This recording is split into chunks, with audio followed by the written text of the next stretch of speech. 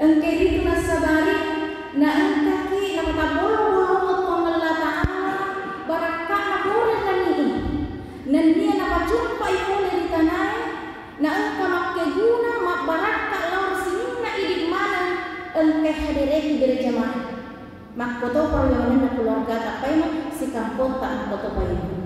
Amin ya rabbal alamin. Sinina telah lebih khusus semua lebih engke hadir.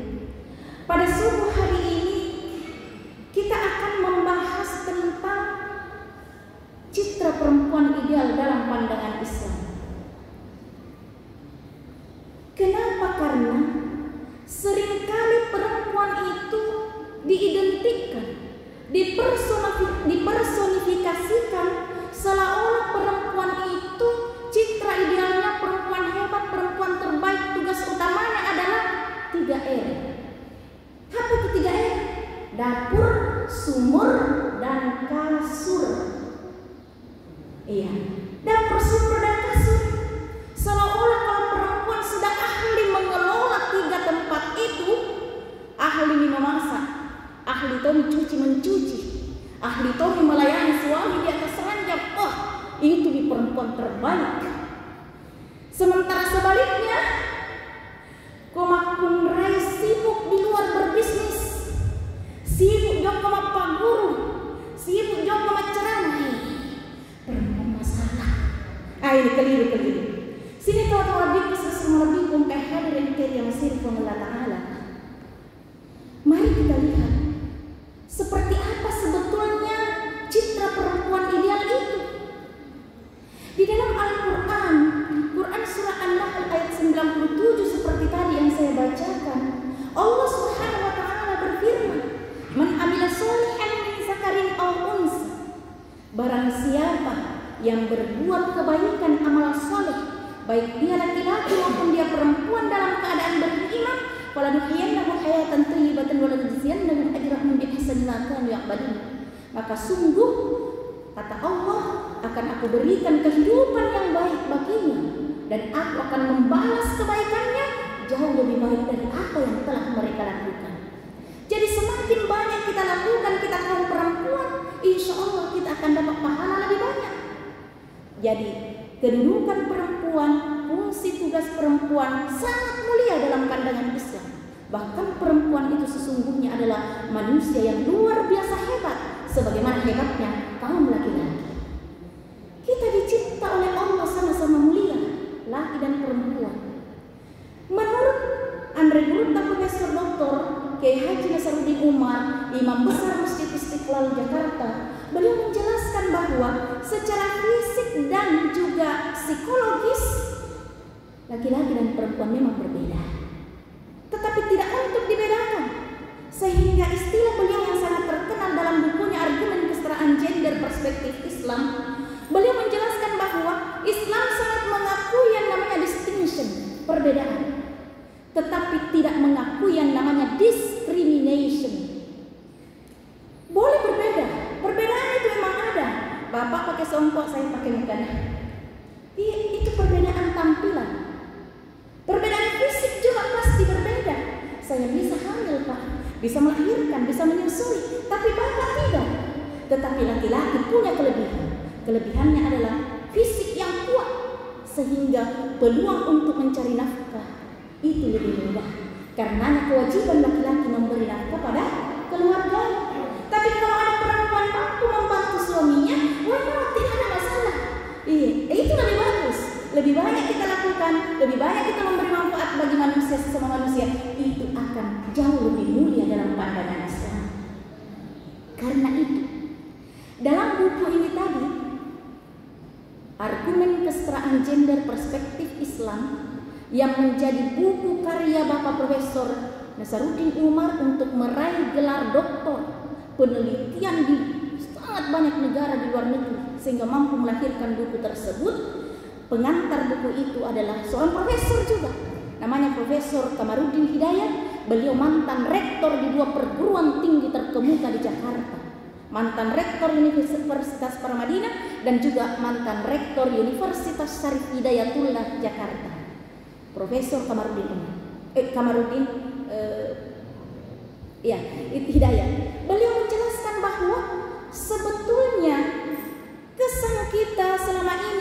pelajari sejarah Islam bahwa perempuan itu sebaiknya tinggal di rumah, didukung oleh Quran surah An-Nisa surah Al-Ahzab ayat 33. Wa qarna fi buyutikunna wa la tabarrajna tabarrujal jahiliyatil ula. Ini dalil yang paling kuat dipakai oleh mereka yang menentang perempuan beraktivitas di luar rumah. Padahal ayat ini itu lebih diutamakan kepada ahlul bait, istri-istri Rasul. Kenapa? Karena istri Rasul itu sangat mulia, beda dengan wanita-wanita yang lain. Istri Rasul itu didatangi, bukan mendatangi. Ketika para sahabat mau berguru, datang ke rumah Rasul, diajar langsung oleh istri Rasul. Karena itu kalau ada perempuan berceramah, perempuan mengajar, memiliki kualifikasi ilmu untuk itu, tidak boleh kita halangi, larang, apalagi tidak mau dengar ceramahnya. Itu pengingkaran terhadap ajaran agama. Karena istri-istri Rasul itu adalah guru utama, guru para sahabat. Seandainya pada masa Rasul 1500 tahun yang lalu ada gelar profesor doktor, maka Aisyah dan istri-istri Rasul yang lain itu bergelar profesor doktor.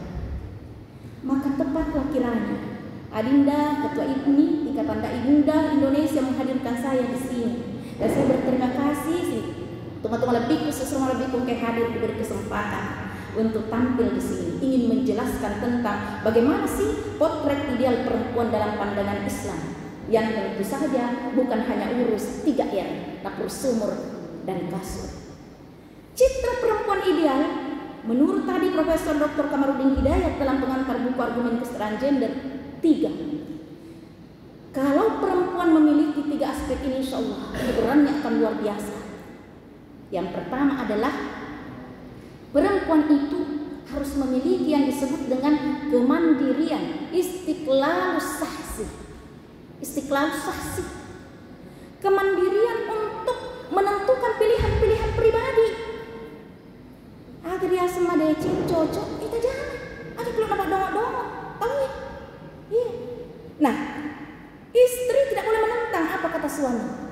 Kau maka di suami tak apa kok kindi taat sami'na wa atha, tengkalinya tajamah.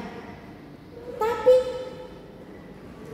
disinilah perlunya namanya kontrak pranikah. Saya sebelum menikah ada kontrak pranikah dengan calon suamiku, karena saya tidak mau jadi istri durhaka. Saya tahu aturan bahwa ketika kita sudah menikah, suami larang kita melakukan sesuatu. Namun pegawai negeri di Makun Raya bu, komak kade laket tapuraki boti nak kada laket kajanan di teman-teman jadi pegawai negeri. Onroni boleh matarana. Itu wajib hukumnya kita ikuti. Saya tidak mau begitu. Karena saya punya potensi untuk bisa mengajar, punya potensi untuk jadi dosen, punya potensi untuk menjadi mubaligh. Maka sebelum menikah, saya ada kontrak pranikah.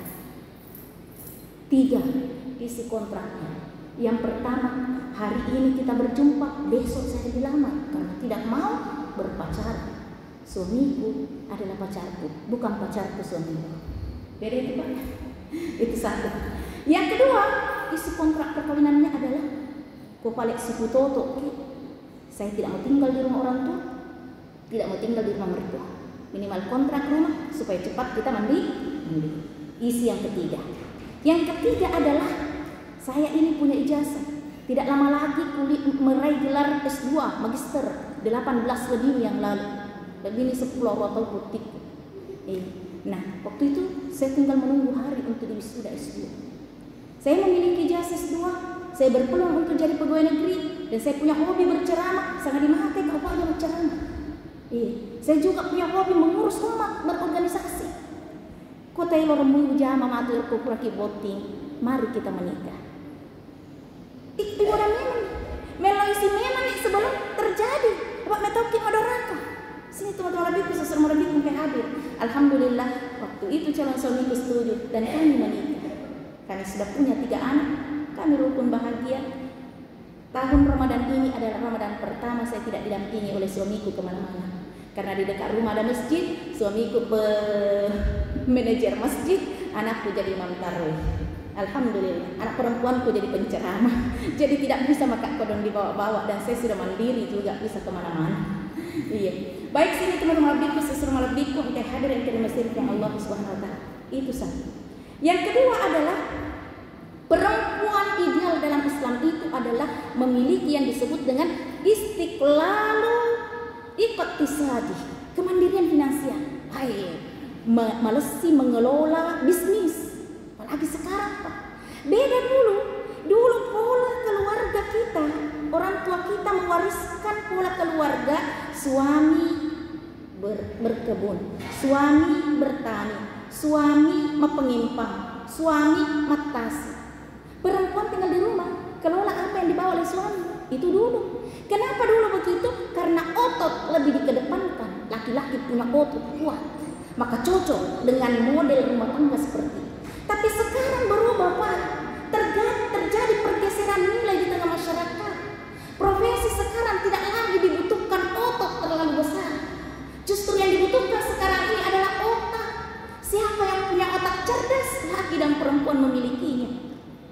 Sehingga banyak perempuan-perempuan sekarang ahli bisnis tanpa ada toko, cukup jual beli online. Itu sehingga perempuan bisa berbisnis. Dan ini dicontohkan dalam Al-Quran, dikisahkan kisah dua putri Nabi Syuaib alaihi salam yang ditemukan oleh Nabi Musa sedang menggiring ternak-ternaknya menuju sungai untuk diberi minum. Artinya apa? Dua putri Nabi Syuaib ini adalah tipe perempuan-perempuan mandiri di bidang ekonomi, memiliki kerajaan peternakan yang luar biasa sukses di zamannya. Dan yang terakhir, perempuan yang ideal dalam pandangan Islam itu adalah mereka yang memiliki istiqlal siasi, kemandirian di bidang politik. Ini dicontohkan oleh Ratu Balqis dengan negerinya yang sangat tentram bernama negeri Sabah, yang diabadikan dalam Al-Quran, diberi apresiasi oleh Allah dalam Al-Quran dengan sebutan negara yang baldatun thayyibatun wa rabbun ghafur. Negeri itu adalah dipimpin oleh seorang perempuan. Jadi perempuan bisa saja jadi kepala negara, jadi presiden, dan diakui dalam Al-Quran.